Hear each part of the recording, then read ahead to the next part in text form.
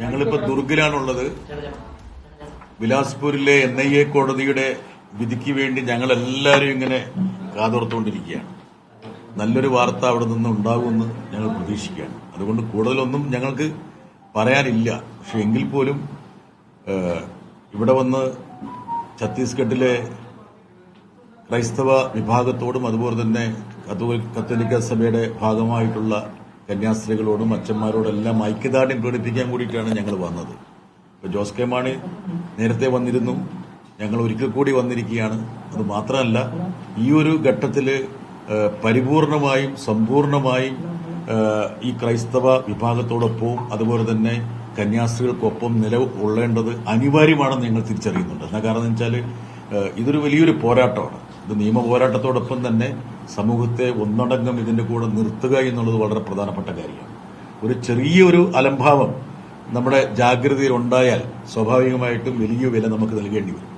മുൻകാലങ്ങളിലൊക്കെ ഇതുപോലുള്ള ഏകപക്ഷീയമായിട്ടുള്ള അറസ്റ്റുകൾ നടന്നപ്പോൾ ഇതിന് സമാനമായിട്ടുള്ള പ്രതിഷേധം ഉണ്ടായിരുന്നെങ്കിൽ ഒരുപക്ഷെ ഒരു പരിഹാരം ഉണ്ടാവുമായിരുന്നു. ഞങ്ങളിപ്പോൾ അല്ലേ എന്ത് പറയും സിസ്റ്ററെ? തീർച്ചയായിട്ടും ഞങ്ങള് സംസാരിച്ചുകൊണ്ടിരുന്നത് സ്റ്റാൻ സ്വാമി എന്ന് പറഞ്ഞ ഒരു വയോധികനായ ഒരു പാതിരിയെ പിടിച്ച് അറസ്റ്റ് ചെയ്തപ്പോൾ, അതും UAPA കേസ് ചുമത്തി അറസ്റ്റ് ചെയ്തപ്പോൾ ഇതുപോലുള്ളൊരു പ്രതിഷേധം ഉണ്ടായില്ല. ഒരു സ്ട്രോ കിട്ടാതെ തീരുമാനങ്ങൾ വന്നാ നാളേക്ക് മാറ്റി. അതെ, ഇപ്പം ഞങ്ങൾക്ക് കിട്ടുന്ന വിവരം എന്ന് പറയുന്നത്, ഞങ്ങളിപ്പോ റിപ്പോർട്ടർ പണിയും കൊണ്ട് എടുക്കുക, അതാണ് നല്ലത്. ഞങ്ങൾക്ക് ഇപ്പോൾ കിട്ടുന്ന വിവരം എന്ന് പറഞ്ഞാല് തീരുമാനം നാളേക്ക് മാറ്റി എന്നുള്ളൊരു വിവരമാണ് കിട്ടുന്നത്. ഞങ്ങൾ സ്ഥിരീകരിച്ചിട്ടില്ല. പക്ഷേ അത് പ്രതികരണമാണ്. തൗഫീഖ് അസ്ലം ചേരുന്നുണ്ട്. തൗഫീഖ്, ജാമ്യാപേക്ഷയിൽ വിധി നാളത്തേക്ക് മാറ്റിയിരിക്കുകയാണോ? അപേക്ഷയിൽ വിധി പറയാനായി നാളത്തേക്ക് മാറ്റിയെന്നാണ് ഇപ്പോൾ കോടതിക്ക് പുറത്തിറങ്ങിയ അഭിഭാഷകർ ഇപ്പോൾ മാധ്യമപ്രവർത്തകരോട് പ്രതികരിച്ചിരിക്കുന്നത്. അതേസമയം ഈ പ്രോസിക്യൂഷൻ ഇതിനെ ജാമ്യത്തെ എതിർത്തതായിട്ടുള്ള വിവരങ്ങൾ കൂടി അവിടെ നിന്ന് വരുന്നുണ്ട്. അത് പുറത്തിറങ്ങിയ മാധ്യമപ്രവർത്തകരുടെ ചോദ്യങ്ങൾക്ക് അഭിഭാഷകരാണ് അത്തരമൊരു മറുപടി നൽകിയത്. എന്തായാലും വാദം പൂർത്തിയായിരിക്കുന്നു. നാളെ വിധി പറയാനായി മാറ്റിയെന്നാണ് ഇപ്പോൾ പുറത്തിറങ്ങിയ അഭിഭാഷകർ മാധ്യമങ്ങളോട് പ്രതികരിച്ചിരിക്കുന്നത്. ഈ വിധിയിലെ ഈ കോടതിയിൽ ഇന്ന് നടന്നതിന്റെ കൂടുതൽ വിവരങ്ങൾ പുറത്തുവരേണ്ടതുണ്ട്. ഈ കേസ് ഡയറി ഹാജരാക്കാനായിട്ട് രാവിലെ ഈ കേസ് പരിഗണിച്ച സമയത്ത് NIA കോടതി ആവശ്യപ്പെടുകയായിരുന്നു. ഇതിന്റെ അടിസ്ഥാനത്തിൽ അല്പസമയം മുമ്പായിരുന്നു കോടതിയിൽ കേസ് ഡയറി ഹാജരാക്കിയത്. കേസ് ഡയറി ഹാജരാക്കിയതിനു ശേഷം ഈ കാര്യങ്ങൾ നോക്കി പരിശോധിച്ചതിനു ശേഷം ജാമ്യം ഉൾപ്പെടെയുള്ള കാര്യങ്ങൾ പരിശോധിക്കാമെന്നായിരുന്നു കോടതി പറഞ്ഞത്. ഇതിന്റെ അടിസ്ഥാനത്തിലാണ് കേസ് ഡയറി ഹാജരാക്കുകയും കേസ് ഡയറി കോടതി പരിശോധിക്കുകയും ചെയ്തു. അതിനുശേഷമാണ് ഇപ്പോൾ നാളത്തേക്ക് വിധി പറയാനായി മാറ്റി എന്നിപ്പോൾ പുറത്തിറങ്ങിയ അഭിഭാഷകർ ഇപ്പോൾ പ്രതികരിച്ചിരിക്കുന്നത്. ഇതിന്റെ കൂടുതൽ വിവരങ്ങൾ ഇനിയിപ്പോൾ കോടതിയിൽ നിന്ന് ലഭിക്കേണ്ടതുണ്ട്. അഭിഭാഷകരാണ് ഇപ്പോൾ ഇത്തരമൊരു വിവരം പറഞ്ഞിരിക്കുന്നത്.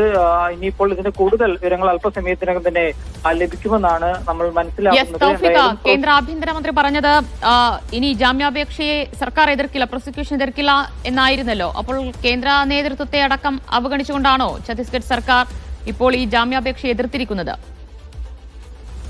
എങ്ങനെയാണ് ഈ പ്രോസിക്യൂഷൻ ഈ എതിർപ്പ് അറിയിച്ചത് എന്നതിനെ കുറിച്ചിട്ടുള്ളൊരു സംശയം നിലനിൽക്കുന്നുണ്ട്. അല്പസമയത്തിനകം തന്നെ കൂടുതൽ വിവരങ്ങൾ നമുക്ക് ലഭിക്കുമെന്നാണ് പ്രതീക്ഷിക്കുന്നത്. എന്തായാലും വാദം ഇന്ന് പൂർണ്ണമായും നടന്നു. വാദം പൂർത്തിയായതായിട്ടാണ് ഇപ്പോൾ അവിടെ നിന്ന് ലഭിക്കുന്ന വിവരം. എന്തായാലും തൗഫീഖ്, ഈ കേസ് ഡയറിയൊക്കെ വിശദമായി തന്നെ കോടതി പരിശോധിച്ചു. അതിനുശേഷം വലിയ രീതിയിലുള്ള ഒരു വാദം നടക്കുകയും പിന്നീട് വിധി നാളത്തേക്ക് മാറ്റുകയും ചെയ്തു എന്നാണോ? വാദം പൂർത്തിയായി എന്നാണ് ഇപ്പോൾ അഭിഭാഷകർ പുറത്തിറങ്ങിയപ്പോൾ മാധ്യമങ്ങളെ അറിയിച്ചിരിക്കുന്നത്.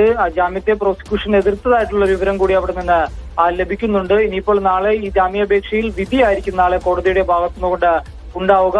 രാവിലെ തന്നെ കോടതിയിൽ നിന്ന് വിധി ഉണ്ടാകുമെന്നാണ് പ്രതീക്ഷിക്കുന്നത്. ഇനിയിപ്പോൾ കോടതിയുടെ വിവരങ്ങൾ അല്പസമയത്തിനകം തന്നെ അത് പൂർണ്ണമായും അരവിന്ദ് ചേരുന്നുണ്ട് ഛത്തീസ്ഗഡിൽ നിന്ന്. അരവിന്ദ്, ഈ കേന്ദ്ര നേതൃത്വത്തിന്റെ നിർദ്ദേശമടക്കമുണ്ടായിരുന്നു ജാമ്യാപേക്ഷയെ എതിർക്കരുത് എന്ന്. പക്ഷേ ഇപ്പോൾ അറിയുന്ന ഈ വാദത്തിനിടെ ജാമ്യാപേക്ഷ പ്രോസിക്യൂഷൻ എതിർത്തു എന്നാണ്. എന്ത് വേണം മനസ്സിലാക്കാൻ? ഇങ്ങനെ വിലയിരുത്തണം. അവിടെ നിന്ന് MP-മാരുടെ അടക്കം പ്രതികരണം എങ്ങനെയാണ് വരുന്നത്?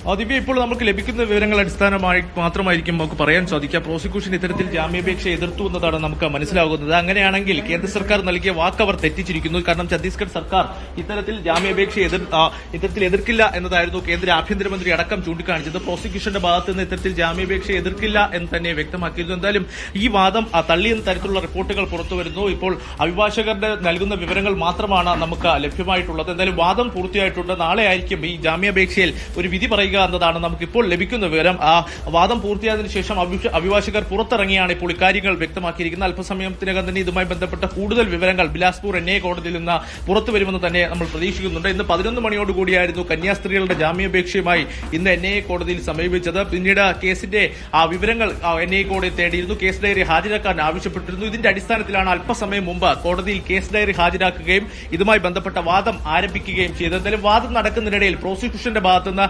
എതിർപ്പുണ്ടായി എന്ന റിപ്പോർട്ടുകളാണ് ഇപ്പോൾ ഏറ്റവും അവസാനമായി പുറത്തുവരികയാണ്. അപ്പോൾ അങ്ങനെയെങ്കിൽ കേന്ദ്ര ആഭ്യന്തരമന്ത്രി UDF MPമാർക്ക് നൽകിയ വാക്ക് അല്ലെങ്കിൽ ഇത്തരത്തിൽ ജാമ്യത്തെ എതിർക്കില്ല എന്ന് നൽകിയ വാക്ക് തെറ്റിച്ചിരിക്കുന്നു എന്ന് നമുക്ക് വേണമെങ്കിൽ